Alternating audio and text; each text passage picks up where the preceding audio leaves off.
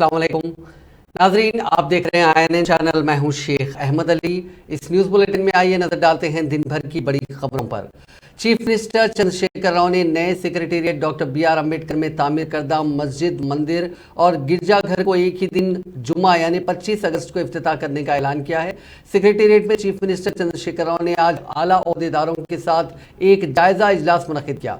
इस मौके पर नई सेक्रेटेरिएट की इमारत में तामीर करदा तीनों मज़ाहिब की इबादत गाहों की इफ्तिताह की तारीख को खतियत दी गई। चीफ मिनिस्टर ने कहा कि तीनों मज़ाहिब के पेशवाओं, उलमा और पादरी से मुशावरत के बाद इस तारीख को खतियत दी गई है। उन्होंने कहा कि हिंदू रस्म व रिवाज के मुताबिक पंडितों की निगरानी में नल्ला पोचम्मा मंदिर का इफ्तिताह अमल में लाया जाएगा और उसी दिन इस्लाम और ईसाई मजहब की रिवायत के मुताबिक उनके मजहबी रहनुमाओं की मौजूदगी में मस्जिद और गिरजाघर का इफ्तिताह किया जाएगा। चीफ मिनिस्टर खुद तीनों इबादत गाहों का इफ्तिताह करेंगे। चीफ मिनिस्टर ने कहा कि उनकी हुकूमत तमाम मज़ाहिब के साथ यकसा सलूक करती है और दस्तूर में तमाम मज़ाहिब को दी गई आज़ादी के मुताबिक सेकुलर अंदाज में हुक्मरानी की जा रही है। तेलंगाना की गंगा जमनी तहजीब को फिर एक मरतबा दुनिया के सामने पेश करने के लिए तीनों इबादत गाहों को एक ही दिन इफ्तिताह करने का फैसला किया गया है। माह मुहर्रम के इंतजामात के सिलसिले में आज एक अहम इजलास मुनक्किद हुआ। इस इजलास की क़यादत हैदराबाद के पुलिस कमिश्नर CV आनंद ने की। इस इजलास में मुख्तलिफ महकमे जात के अहदेदारों ने शिरकत की। इस इजलास के बाद CV आनंद ने मीडिया को तफसीलात से वाकिफ करवाया।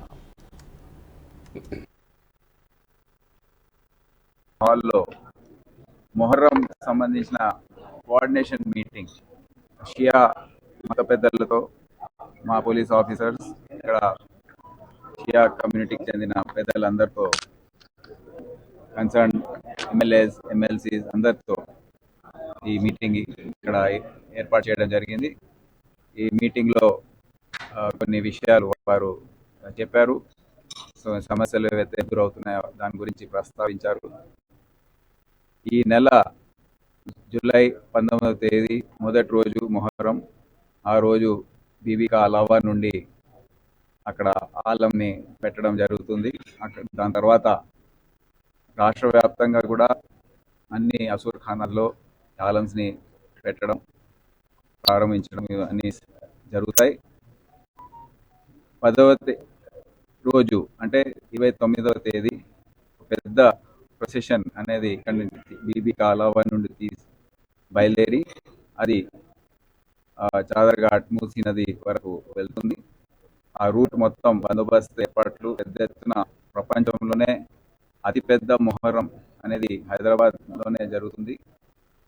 ఇక్కడ దీనికి సంబంధించిన ఏర్పాట్లు ఏవైతే ఉన్నాయో అవన్నీ కూడా మేము ఇప్పటికే దాని గురించి ప్లానింగ్ చేస్తున్నాము.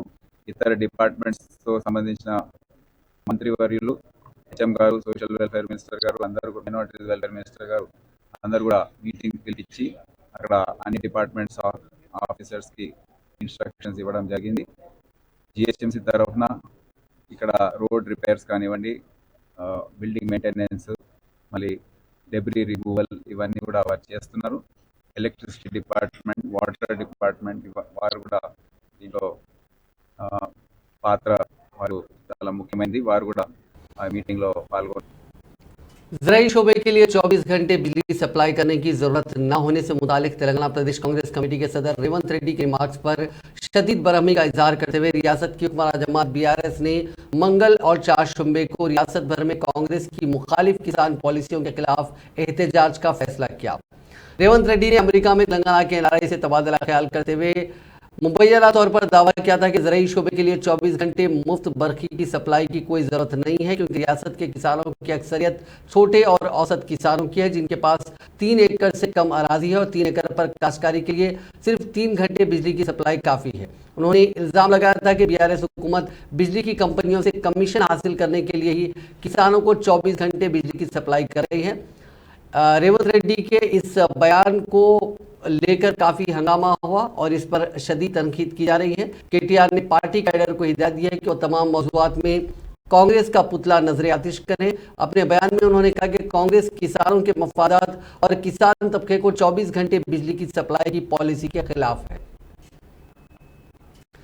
तेलंगाना पीसीसी के सदर रेवंत रेड्डी ने 24 घंटे मुफ्त बरखी सरबराही से मुतालिक उनके बयान के खिलाफ हुक्मरान जमात बीआरएस की जानिब से किए जाने वाले धरने व एहतजाज की शदीद मजम्मत की। अमेरिका के दौरे में मसरूफ रेवंत रेड्डी ने एक बयान जारी करते हुए कहा कि बीजेपी की बीटी बीआरएस पार्टी तेलंगाना में कांग्रेस की बढ़ती मकबूलियत और आने वाले इंतखाबात में कांग्रेस के इख्तिदार में आने के इम्कानी खौफ से बौखलाहट का शिकार होकर उनके खिलाफ गलत इल्जाम आयद कर रही है। उन्होंने कहा कि तेलंगाना में किशन रेड्डी को बीजेपी की क़यादत हवाले करने के बाद बीजेपी और बीआरएस के दरमियान पाया जाने वाला बंधन फेविकॉल की बंधन की तरह मजबूत हो गया है। उन्होंने कहा कि बीआरएस हुकूमत किसानों को 24 घंटे मुफ्त बरखी सरबराही के नाम पर धोखा दे रही है। ऐसी हुकूमत को कांग्रेस के खिलाफ बयान देने का कोई हक हासिल नहीं है। रेवंत रेड्डी ने पार्टी कैडर को हिदायत दी कि वो 4 शुबे के रोज रियासत के तमाम बरखी सब स्टेशनों के सामने धरना मुनज़्ज़म करते हुए चीफ मिनिस्टर चंद्रशेखर राव का पुतला नजर आतिश करें। उन्होंने कहा कि चंद्रशेखर राव हुकूमत ने 9 साल के दौरान मुख्तलिफ बरखी इदारों को 60,000 करोड़ का मखरूज बना दिया। उन्होंने कहा कि कांग्रेस ने ही किसानों को मुफ्त बरखी की स्कीम शुरू की थी और इस स्कीम के नाम पर बीआरएस किसानों को बेवकूफ बना रही है। रेवंत रेड्डी ने कहा कि कांग्रेस पार्टी किसानों की तरक्की की पाबंद अहद है। कांग्रेस ने किसानों के लिए वरंगल में डिक्लेरेशन का ऐलान किया था, जिसके मुताबिक कांग्रेस के इख्तिदार में आने पर एक ही वक्त में किसानों के 2 लाख रुपए के कर्ज माफ किए जाएंगे और किसानों को फी एकड़ 15,000 रुपए की माली इमदाद अदा की जाएगी। మీరు గవర్నమెంట్ వస్తే నిరంతరాయంగా విద్యుత్ వస్తుంది, అది బంద్ చేస్తారా కంటిన్యూ చేస్తారా? రైతు బంద్ వస్తుంది, కంటిన్యూ చేస్తారా బంద్ చేస్తారా? తెలంగాణలో 95% రైతులు 3 ఎకరాల లోపున చిన్న సన్నకారు రైతులు 3 ఎకరాల లోపల ఉంటే 1 ఎకరాకు నీళ్లు పారించాలి అంటే 1 గంట సార్. 3 ఎకరాలకు నీళ్లు పట్టాలి, ఫుల్ 3 ఎకరాలు వ్యవసాయం చేస్తే రైతుకు 3 గంటలు sir.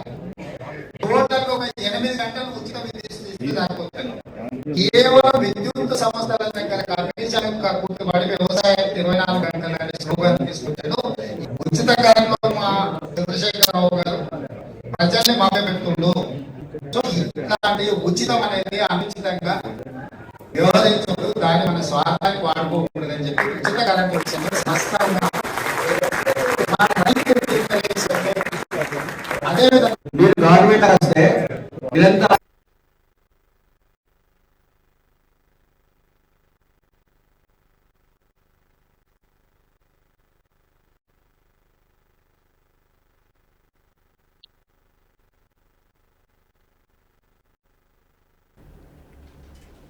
Hyderabad district Congress committee के सदर समीर वलीउल्लाह ने बीआरएस हुकूमत और मजलिस इत्तेहादुल मुस्लिमीन पर पुराने शहर की आवाम को मेट्रो रेल की कनेक्टिविटी के झूठे वादों के साथ धोखा देने पर सख्त तनकीद की। समीर वलीउल्लाह ने मंगल को एक सहाफती बयान में कहा कि कांग्रेस हुकूमत ने 2009 में मेट्रो रेल का जो मंसूबा बनाया था उसमें पुराने शहर में मेट्रो रेल चालू करने का इंतजाम था। ताहम 2014 में इख्तिदार संभालने के बाद केसीआर हुकूमत ने न सिर्फ इस मंसूबे में ताख़ीर की बल्कि पुराने शहर के कॉरिडोर को इस प्लान से हटा दिया। उन्होंने बीआरएस और एमआईएम पर मेट्रो रेल प्रोजेक्ट के बारे में बार बार खाली यकीन दहानियों का इल्ज़ाम लगाया और कहा कि हर 3 माह बाद इन दोनों जमातों के कायदीन की जानिब से पुराने शहर में मेट्रो रेल को लेकर एक झूठा बयान आता है। उन्होंने कहा कि पुराने शहर में मेट्रो रेल प्रोजेक्ट की तकमील के लिए 2023-24 और 2022-23 के बजट में 500 करोड़ रुपए मख्तस किए गए थे। इस मख्तस में से करीब 100 करोड़ रुपए सड़कों की तौसिया और जायदादों के हुसूल के लिए रखे गए थे, लेकिन पिछले कई सालों से इस पर कोई काम नहीं किया गया। उन्होंने कहा कि चीफ मिनिस्टर चंद्रशेखर राव, वजीर तारक रामाराव और वजीर फाइनेंस हरीश राव ने पुराने शहर में मेट्रो रेल के कामों के आगाज से मुतालिक कानून साज असम्बली के फ्लोर पर कई बार तयखुद दिया था। ताहम बीआरएस हुकूमत के 9 सालों के दौरान इसमें कोई पेशरफ्त नहीं हुई। उन्होंने मुतालबा किया कि वज़ीर आला चंद्रशेखर राव और असदुद्दीन अवैसी दोनों पुराने शहर की आवाम से मेट्रो कनेक्टिविटी फराहम करने में तवील ताख़ीर के लिए माफ़ी मांगे। इसके अलावा एक डेडलाइन भी दें जिसके तहत ये प्रोजेक्ट को मुकम्मल किया जाएगा। कांग्रेस के तर्जुमान सैयद निजामुद्दीन ने आज इल्ज़ाम लगाया कि बीआरएस हुकूमत डबल बेडरूम मकानों के नाम पर गरीब आवाम को धोखा दे रही है। गांधी भवन में एक प्रेस कॉन्फ्रेंस से खिताब करते हुए सैयद निजामुद्दीन ने कहा कि रियासत में 2,91,000 डबल बेडरूम यूनिट्स को मंजूरी दी गई थी, लेकिन इनमें ज़्यादातर अभी तक मुकम्मल नहीं हो पाए हैं और वो मकानात जो मुकम्मल हो चुके हैं उन्हें बेनिफिशियरीज के हवाले नहीं किया जा रहा है। तेलंगाना में 2014 में तेलंगाना के चीफ मिनिस्टर कल्वकुंटला चंद्रशेखर राव साहब ने गरीबों को डबल बेडरूम हाउसेस देने का वादा किया, जो बेघर है उनको घर देने की बात की। लेकिन पिछले 9.5 साल के अंदर अगर हम देखते हैं तो वीकर सेक्शन के साथ सरासर नाइंसाफी हुई, कंप्लीटली उनको नेग्लेक्ट किया गया।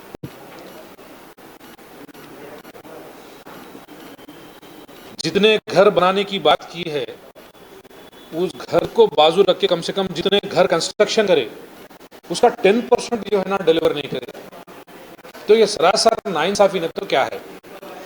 लाखों एप्लीकेशन जो है आज भी तेलंगाना के अंदर पेंडिंग है डबल बेडरूम हाउसेस को लेकर। 2014 में इंटेंसिव हाउस होल्ड सर्वे का है, 91 लाख हाउस होल्ड्स के पास जो है जो सतह गुर्बत से नीचे है, जिनके पास जो सिंगल बेडरूम रहने वाले हैं वो लोग 45 लाख लोग हैं और रेंटेड हाउस में रहने वाले तकरीबन 24 लाख है।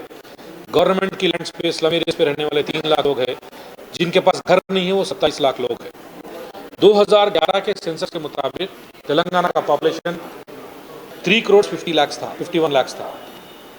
ये 9 सालों के अंदर तकरीबन 21 लाख पॉपुलेशन और बढ़ा, क्योंकि 2021 में सेंसस होना चाहिए वो नहीं हुआ। लेकिन एज ऑफ जनवरी 2023 हम देखते हैं तो 91,50,000 फैमिलीज के पास वाइट राशन कार्ड है। जिसके पास वाइट राशन कार्ड है उन्होंने एलिजिबिलिटी क्राइटेरिया के अंदर आते हैं डबल बेडरूम हाउसेस के अंदर। डिग्निटी हाउसिंग स्कीम 2 अक्टूबर 2015 में लॉन्च करे। लॉन्च करने के बाद 2,91,057 हाउसेस कंस्ट्रक्शन करने का सैंक्शन किए। 1,29,528 जो है हाउसेस कंस्ट्रक्शन करे। फाइनल स्टेज के अंदर 58,350 है और अंडर कंस्ट्रक्शन 40,651 है। और जो है ये तमाम घर बनाने के लिए 19 करोड़ 32,82,000 जो है अमाउंट की जरूरत है। केसीआर साहब जो है तमाम कॉन्स्टिट्यूंसियों में डबल बेडरूम हाउसेस, हर कॉन्स्टिट्यूंसी के अंदर डबल बेडरूम हाउसेस बनाने की बात की, लेकिन अपने नेटिव प्लेस में एरावली में कंप्लीटली उन्होंने कंस्ट्रक्शन करे और आवाम को डिलीवर भी कर लिए। तकरीबन पूरे तेलंगाना के अंदर 85,000 डबल बेडरूम हाउसेस जो है डिफरेंट स्टेजेस के अंदर रुके हुए हैं। आज भी जो है वो काम को कंप्लीट करने के लिए 7,500 करोड़ हमारे बीआरएस के हैदराबाद इंचार्ज डॉक्टर दासरजू श्रावण ने तेलंगाना भवन में आज मीडिया कॉन्फ्रेंस से खिताब करते हुए तेलंगाना प्रदेश कांग्रेस के सदर रेवंत रेड्डी पर सख्त तनकीद की। उन्होंने कहा कि जहां वजीर आला चंद्रशेखर राव किसानों के शाना बशाना खड़े हैं और हर तरह से उनकी हिमायत कर रहे हैं, वहीं कांग्रेस पार्टी किसानों को तबाह करने की कोशिश कर रही है। उन्होंने कहा कि कांग्रेस और टीडीपी के दौरे हुकूमत में किसानों को बिजली से महरूम कर दिया गया था और कांग्रेस पार्टी उन किसानों को आगे बढ़ाने की कोशिशों में रुकावट बन रही है, जो रियासत में वाफर, आपाशी और मियारी बिजली की मुसलसिल फराहमी के साथ माशी तौर पर तरक्की कर रहे हैं। उन्होंने कहा कि शुरू से ही कांग्रेस पार्टी किसानों को हिकायत की निगाह से देखती है। చూడండి ఆఫీస్లో బంగ్లా పోయి చూడండి ఒకసారి, ఆ బంగ్లాల్లో ఒక్కొక్క రూమ్లో 20-30 లైట్లు ఉంటాయి, తప్పు ఉండదట. ఆ 20-30 లైట్లకు ఎల్ఈడి బల్బులకు 24 గంటల పవర్ ఉండాలా. పొరపాటున ఏమైనా కరెంటు బంద్ అయితే బయట జనరేటర్ ఉండాలా. కానీ తన రెక్కలను మొత్తం కష్టపడి రెక్కలు ఎండనక వాననక వాడి తన రక్తాన్ని చెమటగా మార్చి పనిచేసే రైతు, ఇవాళ దేశ ఆర్థిక సంపదకు కాంట్రిబ్యూట్ చేసే రైతు, మనం అన్నం తినడానికి కాంట్రిబ్యూట్ చేసేటువంటి రైతు, వాడికి మాత్రం ఇవాళ కేవలం 3 గంటలు సరిపోతుంది అని చెప్పని మాట్లాడటం ఇది దురహంకారం కాదా? దోవారు రేవంత్ రెడ్డి గారు బతుకొద్దా పేద రైతు? నీ ఇంట్లోనేమో 24 గంటల కరెంట్ ఉండాలా, ఒక్క బల్బు కాదు 100 బల్బులకు కరెంట్ లేకపోతే జనరేటర్ ఉండాలా. కానీ దేశానికి సంపద సృష్టించేటువంటి రైతు, దేశానికి అన్నం పెట్టే రైతుకు మాత్రం 24 గంటల కరెంట్ ఉండదు అనడానికి మనసెట్ల నొప్పింది రేవంత్ రెడ్డి అని చెప్పని ఇవాళ నేను ప్రశ్నిస్తా ఉన్నాను. ఇంకొక విషయం ఏంటంటే ఇవాళ ఆయన అన్నాడు 95% రైతులు 3 ఎకరాల భూమి ఉన్నోళ్ళే అని చెప్పి.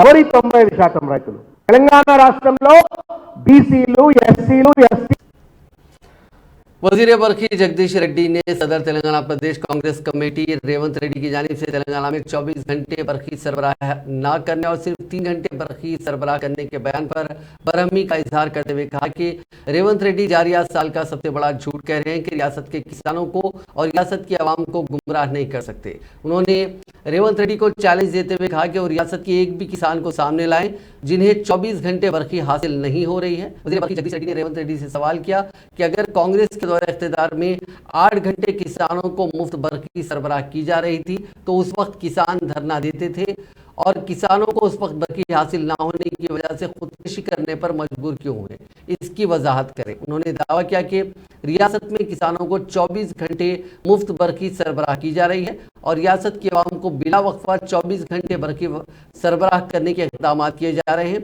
जिससे रियासत के किसान और आवाम दोनों मुतमईन हैं। మిగతా అన్ని వర్గాల వినియోగదారులకు పారిశ్రామిక రంగానికి కావచ్చు, వాణిజ్య రంగానికి కావచ్చు, గృహ వినియోగానికి కావచ్చు 24 గంటలు విద్యుత్ అందుబాటులో పెడుతున్నాం. ఒక్క రైతాంగానికి ఎందుకే 24 గంటలు విద్యుత్ అందుబాటులో పెట్టకూడదు? దీనికి సూటిగా స్పష్టంగా సమాధానం చెప్పాలి. ఒక్క రైతాంగానికి 24 గంటలు కరెంట్ ఇస్తే మీకు ఎందుకు ఏడుపు? ఎందుకు మీకు రైతాంగం పై కక్ష? ఎందుకు మీకు పెట్టుబడిదారుల మీద ఉండే ప్రేమ? లక్షల కోట్ల రూపాయలు ప్రజలను తీసుకొని బ్యాంకులలో అప్పులు తీసుకొని ఎగ్గొట్టిపోయిన వాళ్ళ మీద ఉండే ప్రేమ, మీ పార్టీ నాయకుడు రాహుల్ గాంధీకి ఉండే ప్రేమ ఎందుకో రైతాంగం మీద ఉండదు? రైతుల్ని చూస్తే మీరు ఎందుకో శత్రువుగా భావిస్తున్నారు? ఎందుకో సమాధానం చెప్పాలి. తెలంగాణ రైతాంగం కూడా ఆలోచించుకోవాలి. ఒక పిసిసి అధ్యక్షుడు నోట్లో నుంచి ఎందుకు వస్తున్నాయి ఈ రైతులు? वजीर पंचायत राज रवली दयाकर राव ने कहा कि तेलंगाना की तरक्की में एनआरआईज का अहम रोल रहा है। उन्होंने अमेरिका में Telugu association of north America यानी ताना के नुमाइंदों और अमेरिका में मुकीम तेलुगु एनआरआई से मुलाकात की। इस मौके पर उन्होंने तमाम तेलुगु अफराद का शुक्रिया अदा किया जिन्होंने अमेरिका में उनकी मेज़बानी की। उन्होंने कहा कि हम जहाँ भी हों अपनी हुब्बुल वतनी, अपनी माँ और अपने जाय पैदाश को नहीं भुलाना चाहिए। हम जहाँ भी हैं अपने काम के साथ अपने मुल्क, रियासत और गाँव की तरक्की के लिए मुहरिक बने। ये सिलसिला आइंदा भी जारी रहना चाहिए। वजीर मौसूफ ने कहा कि वजीर आला चंद्रशेखर राव की क़यादत में तेलंगाना तमाम शोबों में आगे बढ़ रहा है। वजीर तालीम सबीता इंदिरा रेड्डी ने आज रंगारेड्डी जिले के महेश्वरम हल्के के जलपल्ली म्यूनसिपालिटी के पहाड़ी शरीफ और न्यू बाबनगर इलाकों में वार्ड 11, 12, 13 और 13, 14 और 15 में 4 करोड़ की लागत से तामीर होने वाली सीसी रोड्स का संगे बुनियाद रखा। वज़ीर मौसूफ ने आसपास के इलाकों में पैदल जाकर वहां मौजूद लोगों से उनके मसाइल जानने की कोशिश की और मुताल्लिक़ा हुक्काम को फौरी तौर पर उन मसाइल को हल करने के अहकाम दिए।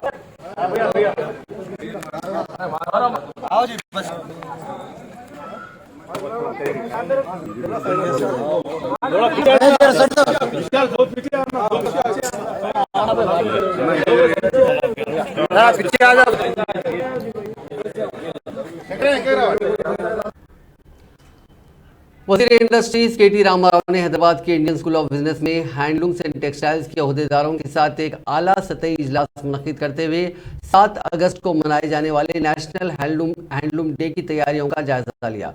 इस मौके पर खिताब करते हुए वज़ीर मौसूफ ने नेशनल हैंडलूम डे की तक़रीब हफ्ता तवील मनाने की हिदायत दी। उन्होंने कहा कि रियासती हुकूमत हैंडलूम की सनत की तरक्की के लिए कई इक़दाम कर रही है।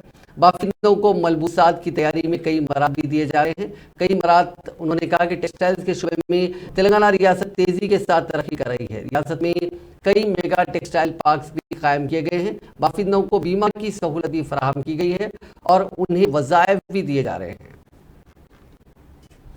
तेलंगाना के वज़ीर इंफॉर्मेशन टेक्नोलॉजी के टी रामाराव ने हिमाचल प्रदेश में शदीद बारिश के सबब फंसे तेलुगु तलबा की मदद करने नई दिल्ली में तेलंगाना के रेसिडेंट कमिश्नर को चौकस किया।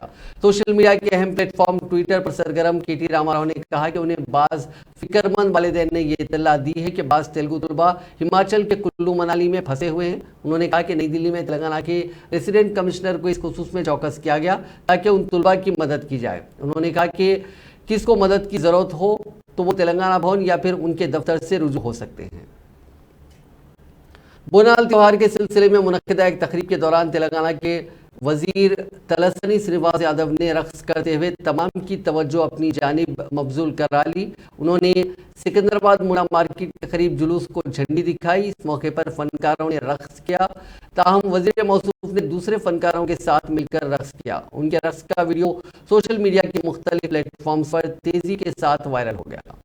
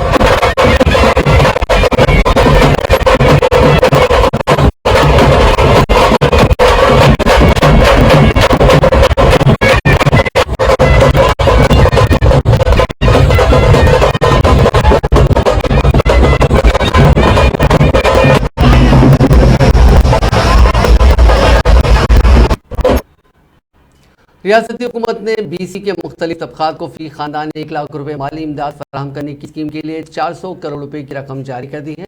इस सिलसिले में BC वेलफेयर डिपार्टमेंट की जानिब से इस स्कीम पर अमल आवरी के लिए रकम जारी करने के अहकाम जारी कर दिए गए हैं। यह रकम BC तबके के मुंतखब अफराद में तकसीम की जाएगी।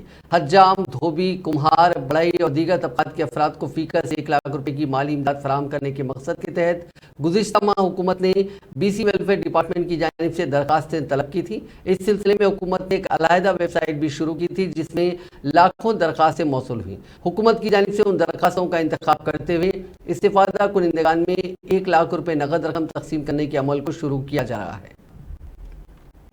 हुकूमत तेलंगाना ने सैयद उमर जलील रिटायर्ड IAS को दोबारा सेक्रेटरी महकमे अक़लियती बहबूद मजीद अहकाम तक या फिर 2 साल के लिए मुकर्रर किया और इस ओहदे पर फायज अहमद नदीम प्रिंसिपल सेक्रेटरी महकमे अक़लियती बहबूद का तबादला कर दिया गया। चीफ सेक्रेटरी शांति कुमारी की जानिब से मंगल को जारी करदा अहकाम में बताया गया कि अहमद नदीम कमिश्नर महकमे लेबर की मखलूआत जायदाद पर मुकर्रर किए गए हैं।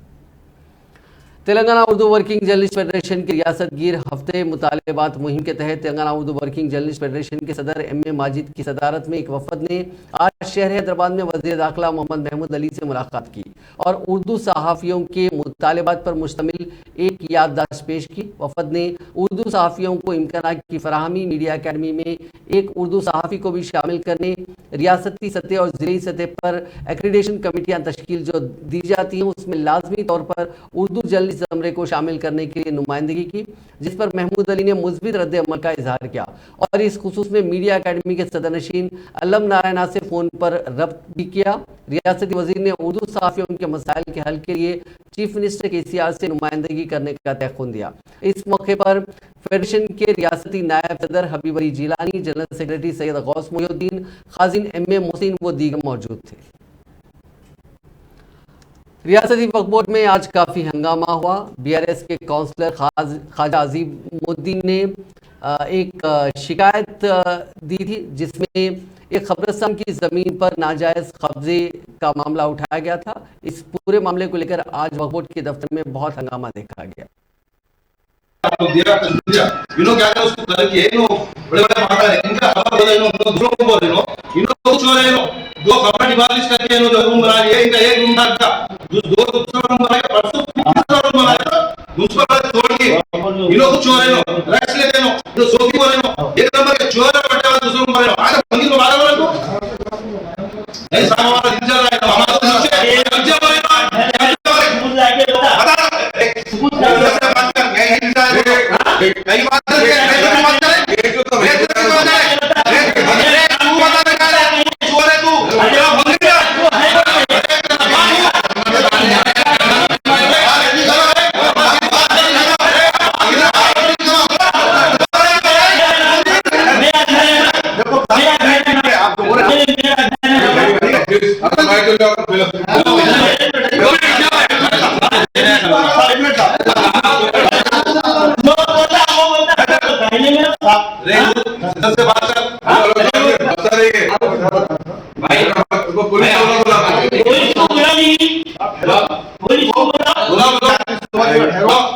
जो भूमि में बात करी एक दो मेरे नीचे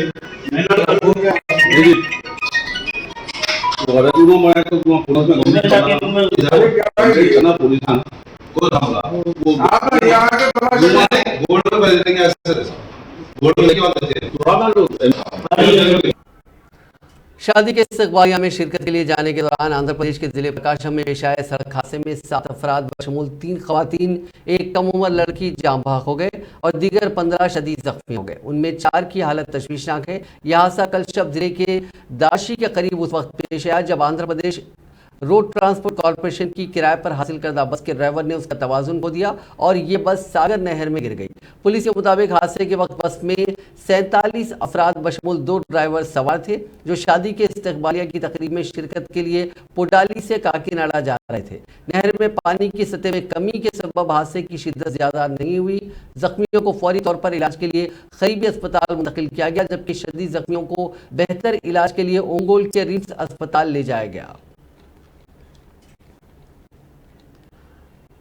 हैदराबाद के दोमलगुड़ा इलाके में आज एक खौफनाक वाकया पेश आया। एलपीजी सिलेंडर गैस के खराज के बाद रोज कॉलोनी दोमलगुड़ा में वाक़े एक मकान में जबरदस्त आग लगने से खानदान के 7 अफराद झुलस गए जिनमें 3 बच्चे भी शामिल हैं। शदीद तौर पर ये लोग जख्मी हो गए। ये अलमनाक वाकया मंगल के रोज पेश आया जिससे आग भड़क उठी जो घर में तेजी से फैल गई। मकामी लोगों ने फौरी रद्दमल जाहिर करते हुए सूरत हाल को संभालने में अहम किरदार अदा किया। आग के शोलों को देखकर रिहायशियों ने फौरी तौर पर पुलिस और फायर डिपार्टमेंट को आगाह किया जिन्होंने फौरी तौर पर आग पर काबू पाया जिससे मुमकिन तौर पर इससे भी बड़ी तबाही टल गई। इब्तिदाई तहकीकात से पता चला कि आग उस वक्त लगी जब खानदान के एक फर्द ने चूल्हा जलाया जिससे पहले से मौजूद गैस लीकेज की वजह से बड़े पैमाने पर आग लग गई। यह ख्याल किया जा रहा है कि एक नाकिस रेगुलेटर की वजह से ये गैस लीक हुई है।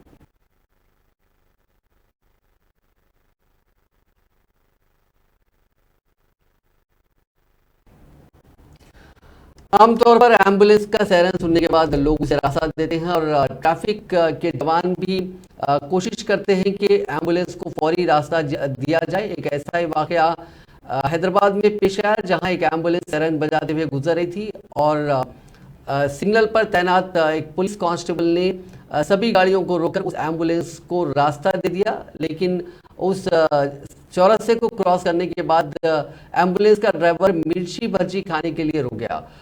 ये पूरा वाकया एक किसी ने कैद कर लिया अपने कैमरे में। इस वाकये को लेकर तेलंगाना के डीजीपी अंजनी कुमार ने खुद उस वीडियो को पोस्ट किया और कहा कि एम्बुलेंस के ड्राइवर ऐसी गैर जिम्मेदाराना हरकत न करें। उन्होंने कहा कि तेलंगाना पुलिस कोशिश कर रही है, हमेशा कोशिश करती है कि एम्बुलेंस को बहुत ही क्लियर रूट मिले, लेकिन अगर ड्राइवर इसका नाजायज फायदा उठाएं तो उनके खिलाफ सख्त कार्रवाई की जाएगी। बोल के ठीक है, कौन सा सिस्टर की हेल्थ अच्छी नहीं है बताओ मेरे को। कौन ये रिकॉर्डिंग चल रही, कौन से सिस्टर की हेल्थ अच्छी नहीं है? सायरन मार के आ रहे आप, मैं क्लियरेंस दिया, आप क्लियरेंस दे के आगे आने के बाद यहाँ मिर्ची भजी खाए। वो सायरन क्यों मारे? सायरन मारने से हम ड्यूटी पे सब छोड़ के आगे भाग के आगे एम्बुलेंस पे देते हैं। नाज़रीन, इस न्यूज़ बुलेटिन में इतना ही। आपसे कल मुलाकात होगी नई खबरों के साथ। आप देखते रहिए INN चैनल।